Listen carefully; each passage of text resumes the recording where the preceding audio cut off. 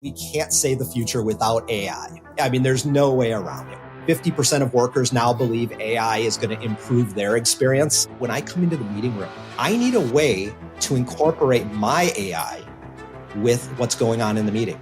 It's almost a bring your own AI type of a concept. Most of what we do in our day-to-day is going to change significantly. Hear the latest AV trends and predictions in this episode of Crestron's Smarter Spaces podcast on your preferred podcast platform. On this episode of ResiWeek, we talk Matter security, Oscar demos, and OneVision expanding. All this and more on this episode of ResiWeek. This is ResiWeek, episode 474, Oscar demos.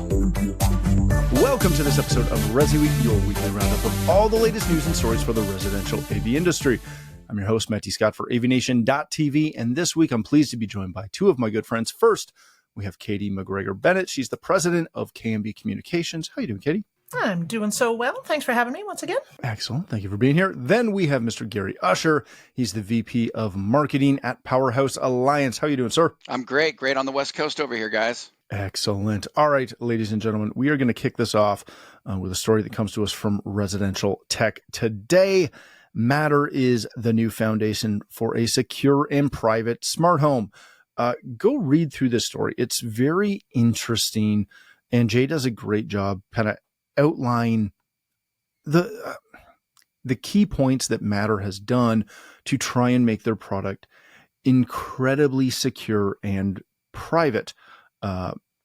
There's a document that's linked there, a CSA document on Matter security and privacy fundamentals for those that want to take an even deeper dive into it. But essentially, they're doing a lot of stuff in a layered approach to try and maintain security of their products across the board.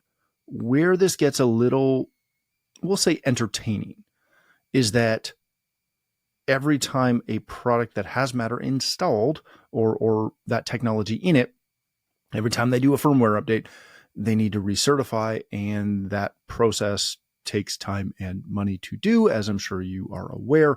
And thus, we're seeing a lot of manufacturers that are trying to use Matter. They're also using a bridge to simplify that, but that causes some other questions. Katie, I want to start with you on this.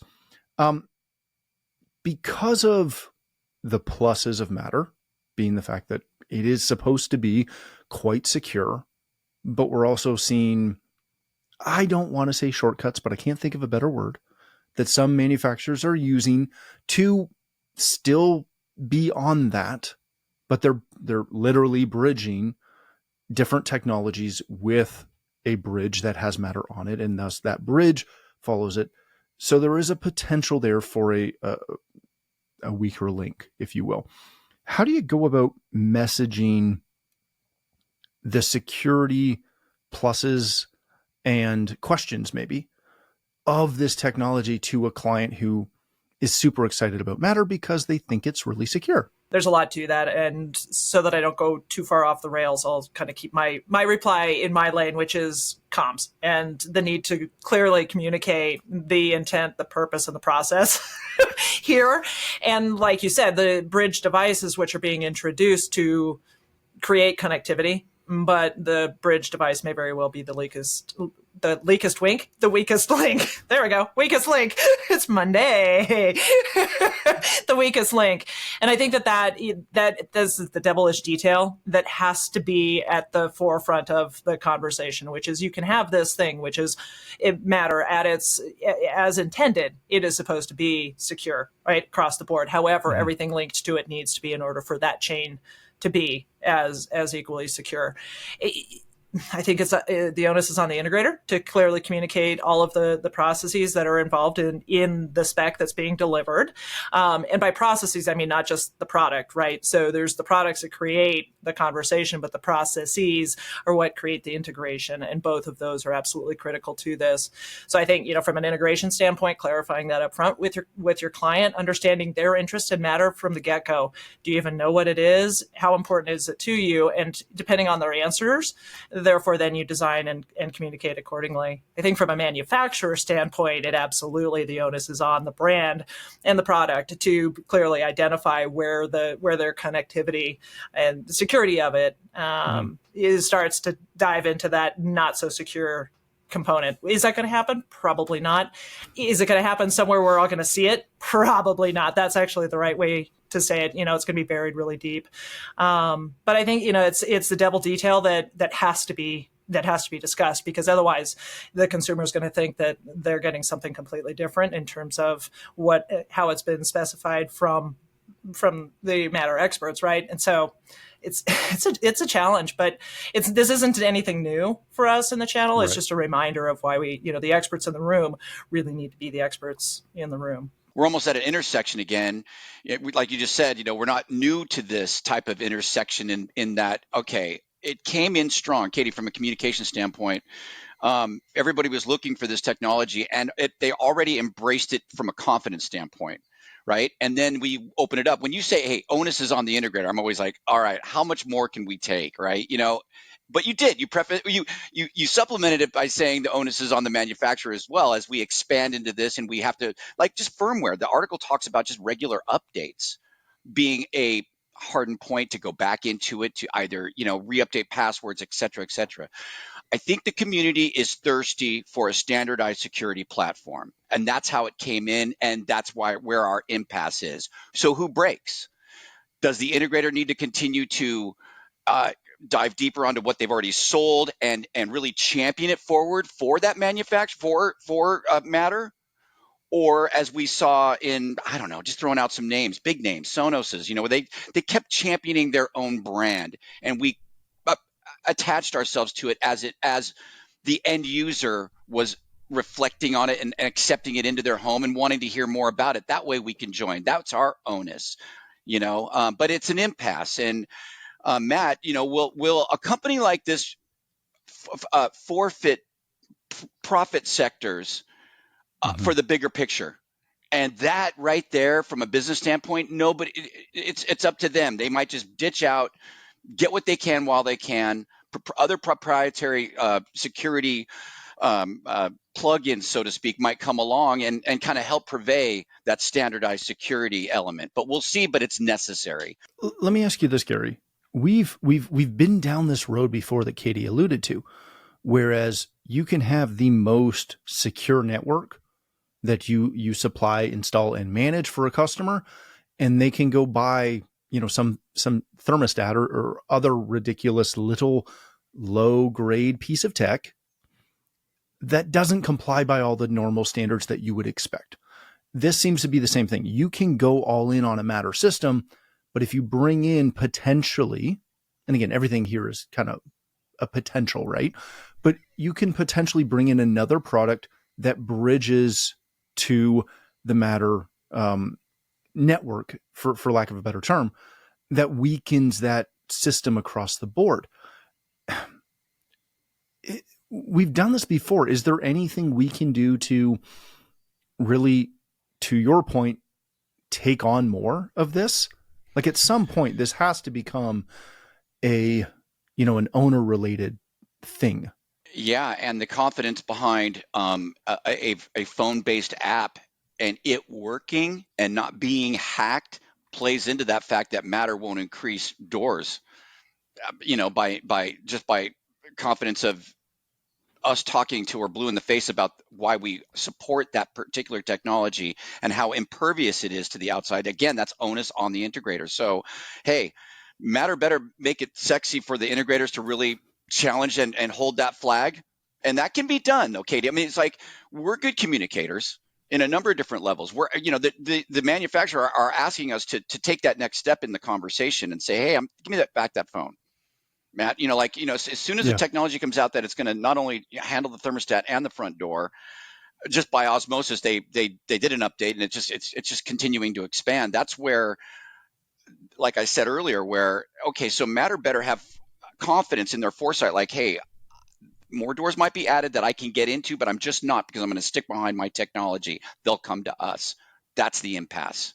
Yeah. But I believe 100% in our integration scenarios that we're going to continue to embrace and move our public forward. We're the last person to talk to. It's sexy out there. They see the logos. They feel that confidence behind the brand. They see the feature sets, but it's the integrator who can actually, at the end of the day, pass it through. Yeah, that's a good point. All right, let's change topics for a second. It has been Oscar season, so we've got a dutiful Oscar story. This comes to us from CE Pro. This film won Oscars for visual effects and sound. Should you feature it in your theater demos? Dune Part 2 was the best recent film in which to test your home theater's audio and video capabilities, according to the Oscars. I'm not sure that was the Oscars direct award thought process, but I like it. So we'll go with it, Dak. Essentially, they're saying that because Dune won best sound and visual effects, you should use it as a demo because, again, it won best visuals and sound effects. Gary, let me start with you on this one. Should you base your demos on films that won awards or concerts that won awards or concerts and movies and soundtracks that you as the integrator likes, or should you tailor those demos to, again, the niche you sell to, your client base, or who you want your client base to be? Which group should take priority here? Yeah. I'm in Hollywood or Los Angeles, so, I see these come, the award season comes and goes, right? I mean, it's just like, it's a big deal. I think, to answer your question, we are, as integrators, obviously we have a likeness to that end user's, likes. What am I saying? We're talking Dune. It's a sci-fi thing. It's kind of connotated as the best of the best. So absolutely, we need to tailor it. Listen, in our Powerhouse Alliance locations, we build these home theater demo rooms. I've been doing it for years, and and what sits on top of that is like a JVC or a Sony Blu-ray that they put together 3 years ago. This is what you should watch. This is how to tune this system. This is what, you know what I mean? And it's crap. Look, you can, as an integrator, we need to continue to be very buoyant on how we work this out. The blacks through Batman, Matrix, Star Wars, were all about it back then. It was kind of in a way that we can attenuate the systems. I think what was underlying in the article, Matt, was the fact that it was beiges and browns and a whole new color palette. Yeah. Right. And so it was like, hey, watch this if you really can stretch your systems and really go deeper. And we appropriate that. But hey, a vacation house in Colorado might just be watching Pixar stuff because the kids are around. On movie night, it could be Casablanca, and it's got to be in tune. Watch Creature from the Black Lagoon. It's like there's like these horn parts that come in, and I always use that movie to really clip the top end of just mono signal. So all those things. I'm down with watching Dune and really showing my end user that we're in tune with the best of the best, because that's what they really look for at the end of the day. That's a good point. Katie, if you couldn't tell, somewhat take a minor issue with this. And I've said it before, if I can walk around a show floor at Expo and not see another, AC/DC or whatever, gosh, I don't even know what era that technically would fall under, but that, and I'll get hate mail for this, the old man rock. If I can never see another demo like that, I will be in heaven, because it's not my genre. I know some of y'all love it. More power to you. You have terrible taste in music, but that's okay. I'm just kidding. When my company used to do demos, we used, for a lot of the home show type things we did, we used a jazz demo because it offended no one. They may not like it, but it didn't offend anybody. There's no bad language. There's no questionable visuals. It was fantastic. And it was a good demo. Should we be trying to be more cognizant of how we market these things we sell based on the demo material we pick. Absolutely. Yeah, absolutely. There's a kind of a few things to unpack here, but if you've listened to my diatribes in the past, meet the people where they are. So I would say that the demo that's done in-house in a controlled environment, not home show, trade show, I'm not speaking to that at all. That's a canned presentation that you have to run for the masses. But when you've got a client in your space that you are providing a demo to, I think it's most important first to ask them what they're interested in. What are they familiar with? What type of content do they enjoy? Because showing them a clip from Dune, regardless of what awards it won, if they hate sci-fi, why put content in front of them that they're inherently going to not like right from the get-go? You're creating an uphill battle that doesn't need to exist. So why not ask the people what they enjoy listening to, watching, what their interests are, and then pull from your library accordingly. I sat and watched and just observed a sales demo in Hollywood about 2 months ago. A client had flown in. This was a very high-end video wall presentation where they had access to every bit of content out there. The integrator was doing the demo, and they asked the homeowner and his wife and the interior designer that was there for their input on what they enjoyed seeing, or more importantly, from a buying decision perspective, which is why they were there that day. What did they need to see in order to check the boxes to feel good about the investment that they were making, significant investment they were making? And I was actually really quite surprised to know this guy was very much, he and his wife were both into sports. So the majority of the content that they wanted to be presented with and all of the dazzle really needed to be sports centered. Had the integrator gone and went Dune, they would have lost right from the start, right? Didn't mean they didn't come back to blockbusters. They did, and quite frankly, the most compelling clip of the day was Tiny Worlds, which nobody but the integrator had ever seen. And we had literally, as adults, we all sat there riveted for 45 minutes, like kids with juice boxes watching afternoon TV. And when he took it away from us, we all but cried. Like and that was not necessarily part of the conversation, wasn't part of the demo, but it was something that he realized that multi-demographic has really appreciated this type of content. And it really allowed the system to flex. Gary, to your point, animation on a screen like that is absolutely unmistakably more rich than produced content like Dune. And that was the whole point of the sale. So, they sort of led with that, and then they closed with that. And again, it was based on the interest of the person in the room. I think that is really key, rather than stuff it down the throat. Why don't we ask what they want to see and then show them the best of what we have? That's a fantastic point. All right, let's wrap this up with a story that comes to us from Residential Systems. OneVision has expanded their remote support capabilities to include Crestron, Eero, and Josh AI.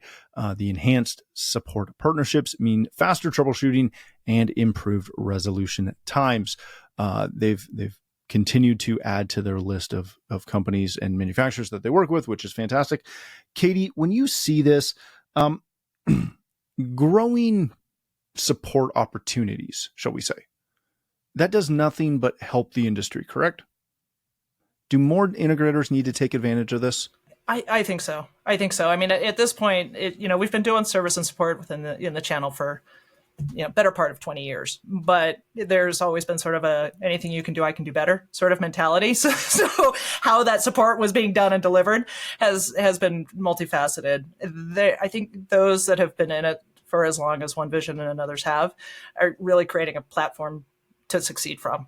And that, the more, less barriers to entry and more of a streamlined process, particularly when you're talking about service. I mean, it just makes sense. I mean, you don't know what you don't know until you're in the middle of a crisis. And then you figure out pretty quickly what you don't know.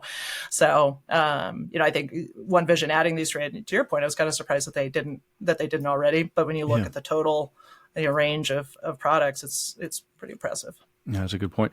Gary, let me come over to you on this. I love what OneVision and some of the other companies that you can outsource your support to are doing. What do we need to see with support in general across the channel? Because integrators do their best, but they of course can't know everything about everything that they sell. So they leverage, again, either remote companies like OneVision who do a great job, or their distributor partners, kind of like Powerhouse, or the manufacturers. who kind of has to take the ball on ensuring that they've got the top-notch support? Is it the distributors? Is it the manufacturers? Is it the dealers?